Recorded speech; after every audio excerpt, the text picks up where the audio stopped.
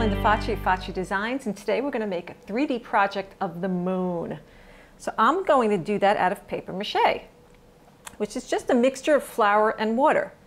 So I'm going to put a little flour in my bowl, and a little water. And I'm going to make a paste. Now you can add a little white glue to this if you need it to be stronger, but for a lightweight planet, I don't think it's necessary. Now you want this mixture to be kind of like a thinned out pancake batter. Not as thick as frosting, but more like, yeah, a pancake batter. You can always add more water, always add more flour. Just have some fun. So you're going to need a round balloon, which is not easy to find. So what you can do is just blow up a balloon until it's a round shape. Just don't blow it up all the way, because you'll get more of an egg shape. So just blow up the balloon 3/4 of the way. So I have my balloon in a cup here. And for the moon, you can use old shopping bags.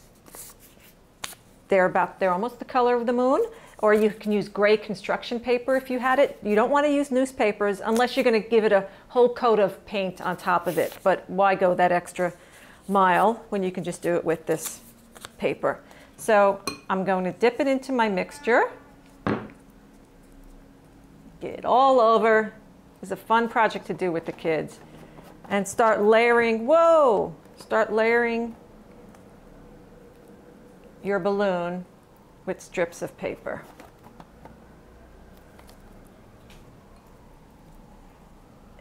All right, and overlap them. You don't want any gaps. So you want to overlap your strips of paper. Okay. All right, so you're going to do your whole balloon like that. And you probably want to give it another layer. You don't have to wait for the first layer to dry. Just go right over it. But before you're finished with that, you'll want to create a hook or a loop so your moon has something to hang from. All right, so what I've done here is you can get a piece of wire or maybe uncurl a paper clip. So you make a little loop, give it a twist, and then lay it down. You can even like kind of put it underneath the paper,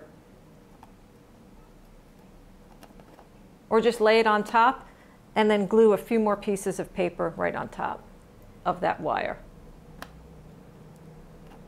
Like that. Now you don't want this to be too smooth, because remember, the moon has lots of craters and stuff. So you want that effect. All right, so let's imagine the entire balloon was done. What you'll end up with, now this is going to take at least overnight to dry. You could leave it out in the sun if you wanted to dry faster. All right.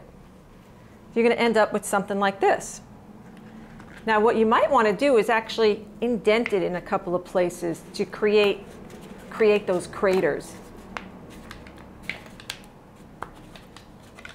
Like that. Okay. Now, I think this looks like the moon without it being painted, but let's give it a little bit of color. So let's go in there with a little black and a little white. Maybe get a little bit more gray.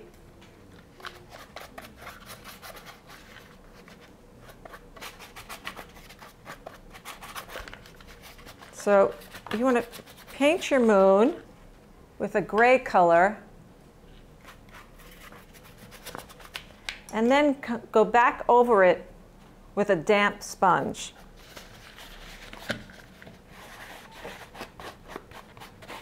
And you start to wipe away some of that paint.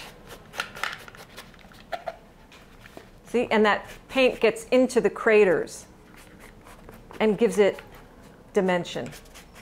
So you could even do the whole project with the sponge. You know, I think the kids would have a lot of fun. You know, you can do something like that and just Go back over it with some white paint or add a little bit more water. Wipe it off. I think that looks like the moon. Well, this is Linda Facci of Facci Designs, and I hope you have fun making a paper mache moon. Bye-bye.